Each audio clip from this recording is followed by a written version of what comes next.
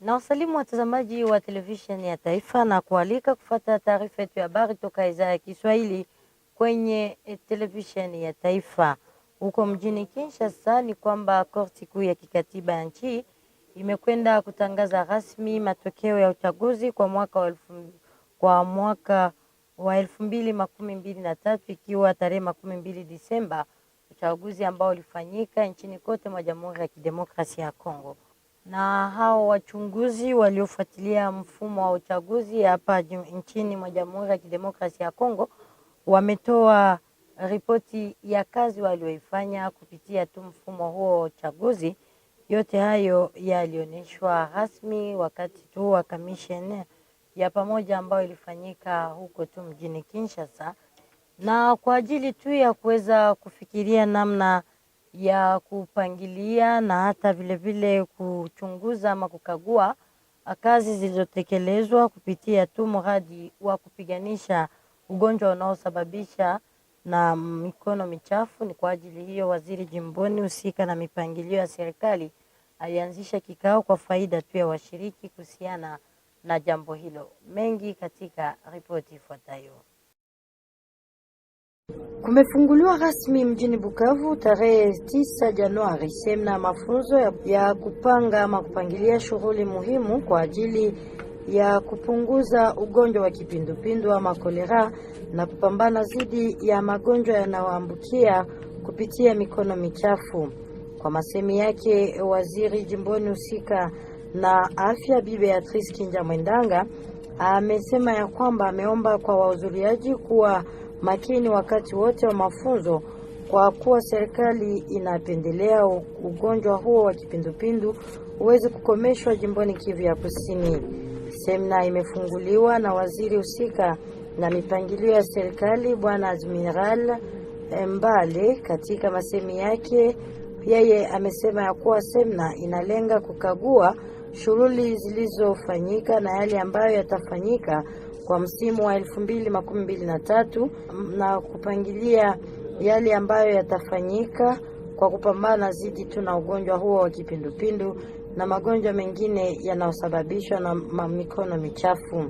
Wakati wa kikao, mmoja kati ya walimu wa siku ikiwa Daktari Jean-Claude Kulondwa wa DPS amejulisha kuwa jimbo amesema kwamba juhudi zaendelea tu na kutekelezwa na serikali pamoja na wafadhili kwa kuweza kupambana na ugonjwa huo wa kipindupindu.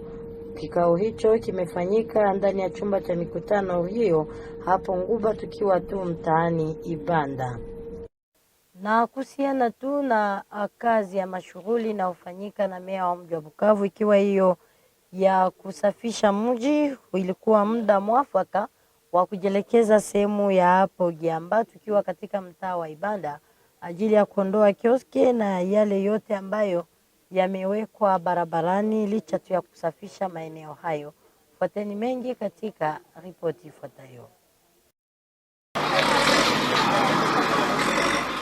Meya wa mji wa Bukavu Zeno Karumba Chikuta alisimamia hiyo siku ya pili tarehe 9 mwezi wa Januari operesheni ya kubomoa nyumba ndogo za mbao zilizojengwa barabarani, na hiyo ni huko sehemu ya mpaka wa Ruzizi ya pili. Shughuli ilitekelezwa na askari polisi waliokuwa wakitumikia mahali hapo, ambao walisaidiwa na mashine ya shirika la OVD. Raia wanaohusika waliwahi kujulishwa namna nyumba zao zitabomolewa ili viongozi wapambane na ujenzi mahali pasipofaa, mahali ambako kunaweza kuripotiwa maafa ya watu kufariki yanayoripotiwa kila mara hapa mjini Bukavu.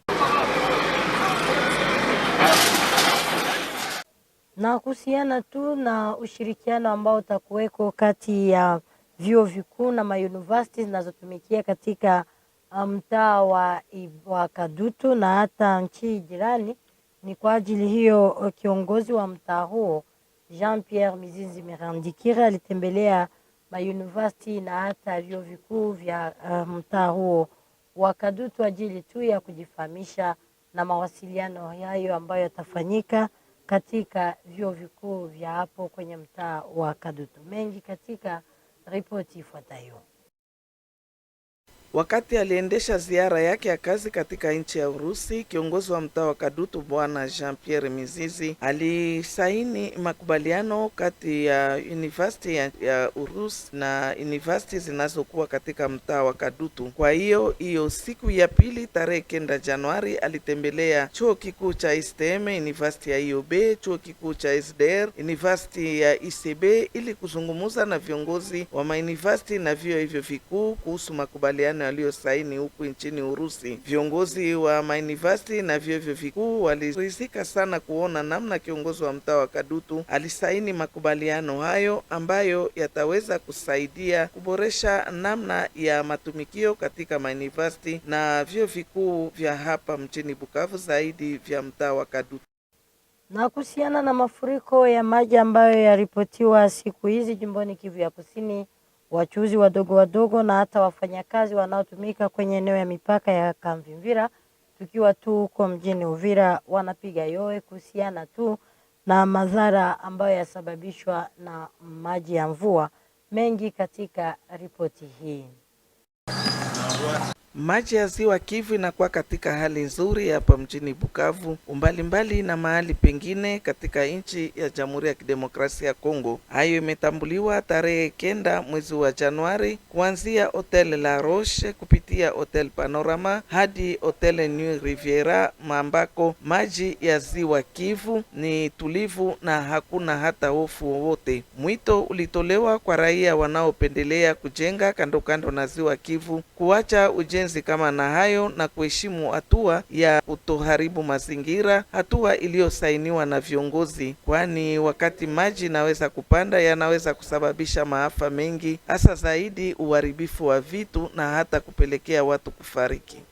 Sisi tunaishi hapa kwa pembeni ya lake, tulishafanya miaka mingi tunaishi hapa, plus de 10 ans, plus de 15 ans on est là, na hiyo situation hayafika, bado hayafika, lakini mai inaongezeka ndio paske tuko mu periode pluvieuse, mais wakati tunakuwa katika periode ya kipwa mai tena inashukaka. Hiyo yote ni hizo unasema ni problemi ya réchauffement climatique aussi. Alors na sisi hatujue kama itafika huku kwetu, hatujue, lakini naomba kujihadhari, naomba tena kujihadhari na wenda naangalia polepole ngizi mambo itaendeka. Naomba kujihadhari sana. Tunashie siku mwana shie inaweza kufikia hivi. Kuhusiana na matokeo ambayo yalitangazwa na kikatiba tu ya hapa nchini kuhusiana tu na matokeo ya uchaguzi wa tarehe 12 Disemba mwaka unaomalizika, raia wa jimbo la Kivu ya Kusini walitoa maelezo kuhusiana tu na kutajwa kwake para ingine Bwana Felix Antoine Tshisekedi Chilombo kama rais, na walika kufuata maoni yafuatayo. Tunamlomba afanye kazi kwa manufaa ya raia. Baba rais alikuwa vote na Cour constitutionnelle, kazi yenye ilifanya ilikuwa tu confirmer volonté ya population. Sasa tunapenda kwa tumshukuru kwanza kwa kazi yenye alikuwa alishafanya, na tunapenda iendelesha imalize. Aliinvestire sana mwa hii probleme ya este sana. Hii mavite tu kwa mwa. Aliinvestire amo sana. Tunamlomba baba rais aendeleshe tumike ile question na imalize. Kitu ya pili, apare le vita. Gratuité ya masomo. En tout cas c'est une réalité. Tunamlomba kwa hii mande na kuya, okay? Kitu ya kwanza il faut na former gouvernement ya mzuri. Ba ministre benye bali demerite wote abatoshi, ajidebarase nabo. Be bali mériter aizi kwa mubaya kwa reconduire. Mais aussi il faut tenir compte na nombre. Asifanye gouvernement itakuwa fleuve, itapeze sana ku budget ya nchi. Decision ya kukonfirme Felix Tshisekedi kama rais wa nchi ni decision yenye likamatika juu ya kuonesha kama institution yenye iko habilite kufanya vile iliifanya, na yenye vilifanyika ni juu ya kuonesha kama ile volonté yenye population ya Kongo iliestime mchaguzi wa 2023 ingipashwa normalement fanyika.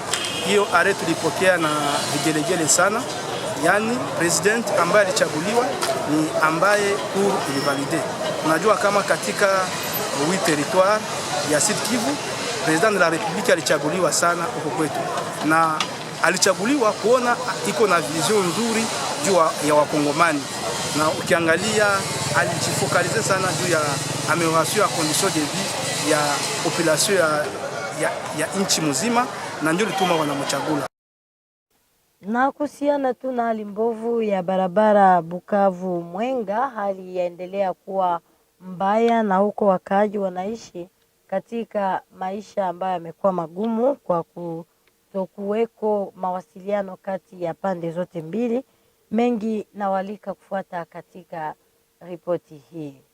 Kutokana na uharibifu ya barabara nambari 2 toka Bukavu kwenda Mwenga kwenye eneo la Machanganzia ya hapo Burinyi, barabara hiyo ilikatika pande moja.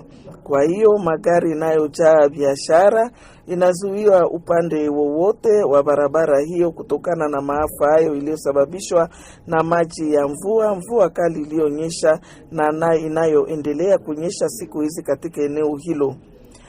Usafirishaji umezorota kabisa kati ya miji ya Bukavu na Kamituga kutokana na uharibifu wa barabara hiyo inayoendelea kila mara. Kiongozi jimboni kwa muda wa shirika la Office de Route, Engineer Ale Mugangu, amehakikisha kwamba kikundi cha wafanyakazi wake tayari kimekuwa mahali hapo, ila hali ya mvua inayoendelea kila siku katika tarafa hilo ya Mwenga inazuia kazi kuendeka vema. Wanaotumia hiyo barabara na hata wakaaji wa tarafa la Mwenga wanatoa mwito kwa viongozi wajihusishe haraka kuhusiana na ukarabati wa hiyo barabara. Basi watazamaji wa television ya taifa, na ni hapo ndipo tumehitajika kuweka nukta ya mwisho kwa taarifa yetu ya habari toka idhaa ya Kiswahili kwa siku ya leo. Shukrani kwenu kwa kututega kwa runinga za kwenu, na tuna wageni na kuwatakia mwaka mpya.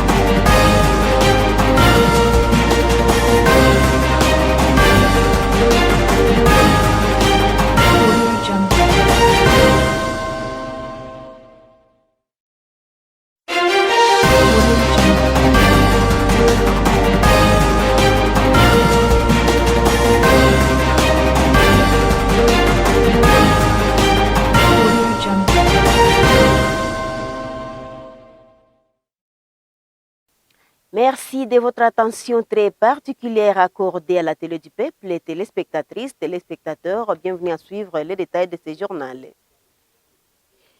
L'actualité l'oblige et commençons par vous dire que la Cour constitutionnelle a rendu son verdict le mardi 9 janvier sur les requêtes en annulation de la présidentielle du 20 décembre 2023.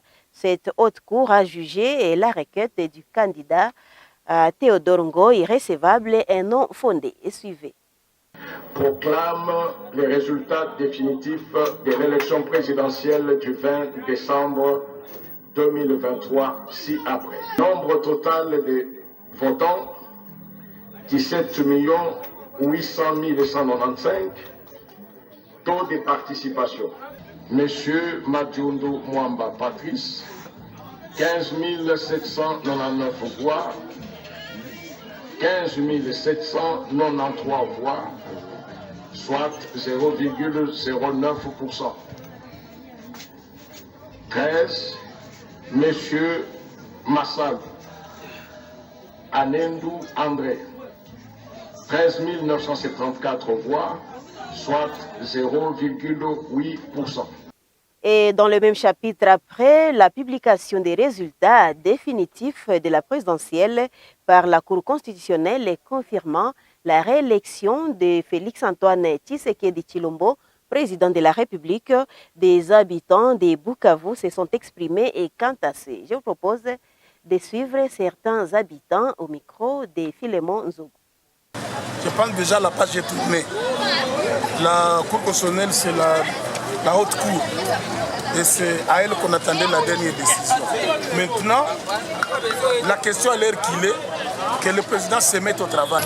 Même la gratuité de l'éducation, il y a encore beaucoup à faire. Nous voulons alors le voir à l'œuvre pour l'intérêt suprême du peuple. Toute la population était à Gaillardi et on entendait ça impatiemment. Donc, c'était pour nous une joie de voir la justice a confirmé les résultats que la CENI a proclamés à notre chef de l'État, au candidat Félix-Antoine Tshisekedi Tshilombo à l'élection présidentielle. Et c'était pour nous une joie. Une chose est vraie que la population a voté Fachi. Et c'était vraiment prévisible, étant donné qu'il avait un message, la question de l'Est, l'énergie qu'il a disponibilisée, mais aussi les efforts qu'il a fournis pour les problèmes de l'agression de notre pays.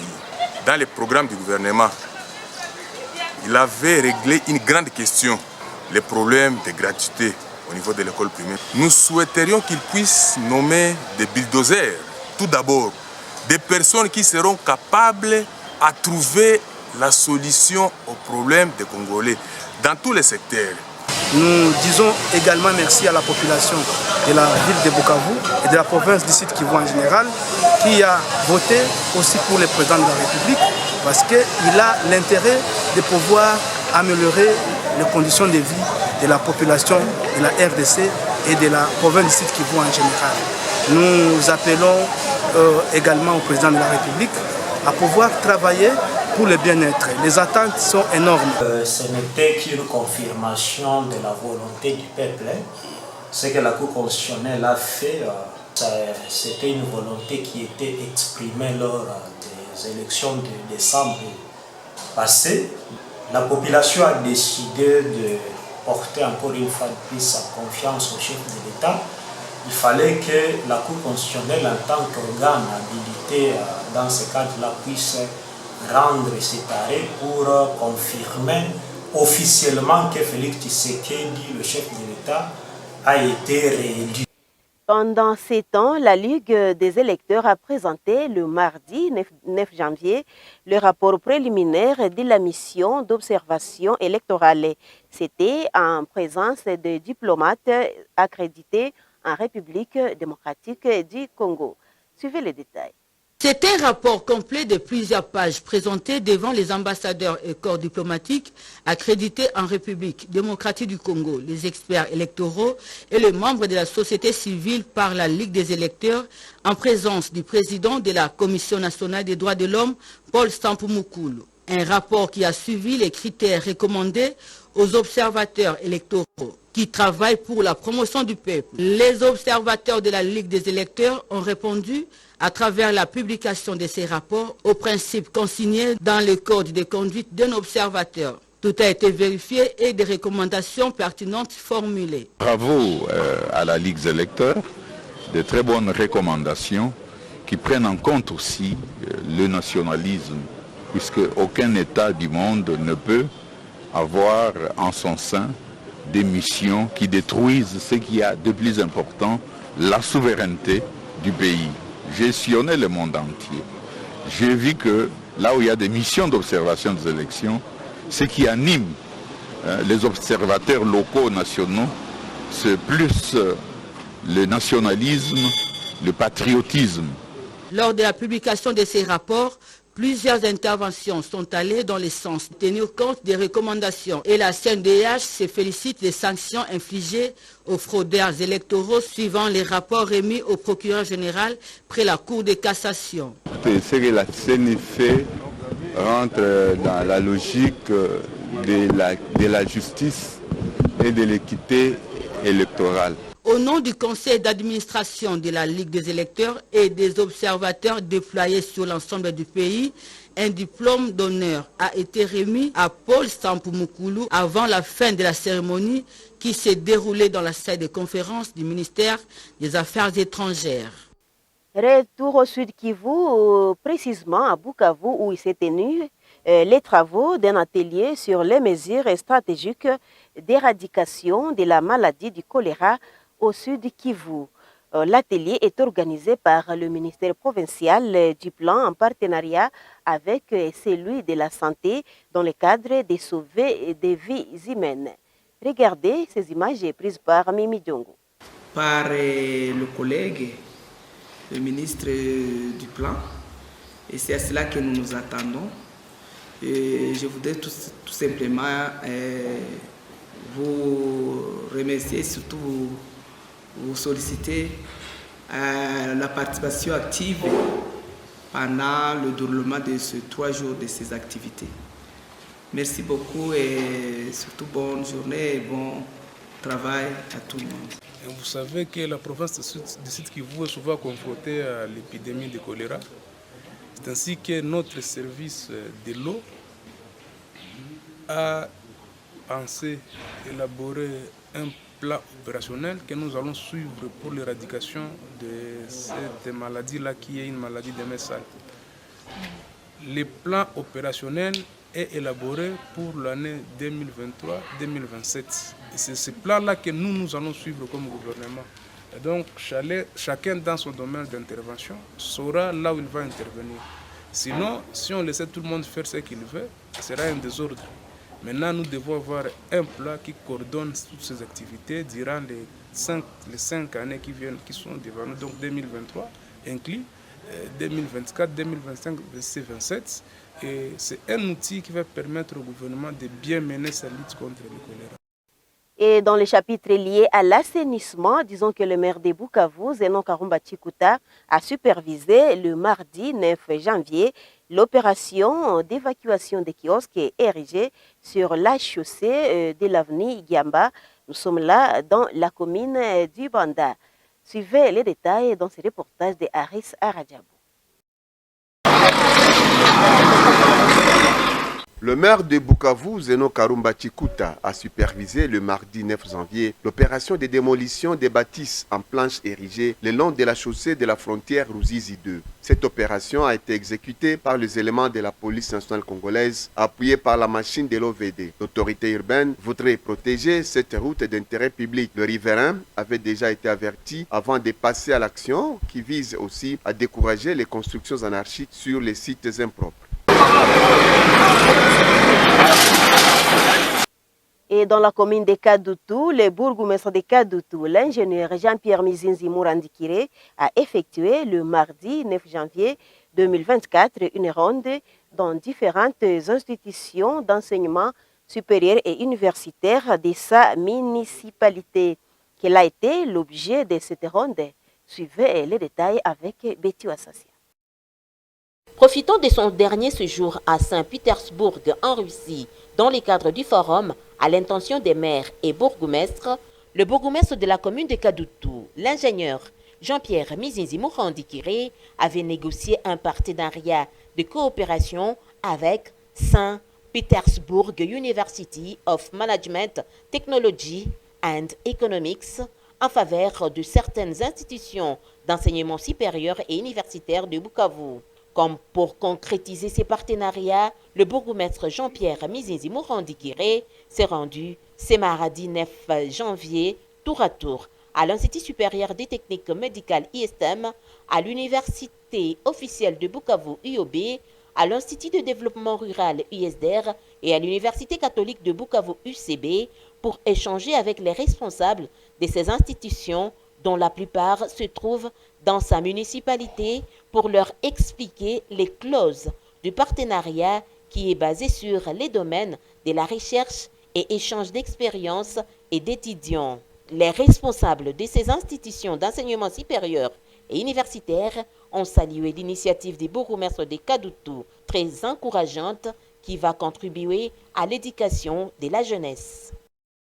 Dans les chapitres liés à l'environnement, malgré les eaux abondantes qui s'observent ces derniers temps sur la ville de Bukavu et sa périphérie, les eaux du lac Kivu sont encore au niveau qui n'inquiète personne, contrairement à ce qui se passe dans d'autres villes de la République démocratique du Congo, selon les constats faits le mardi 9 janvier 2024 par l'un des reporters de la RTNC. Regardez.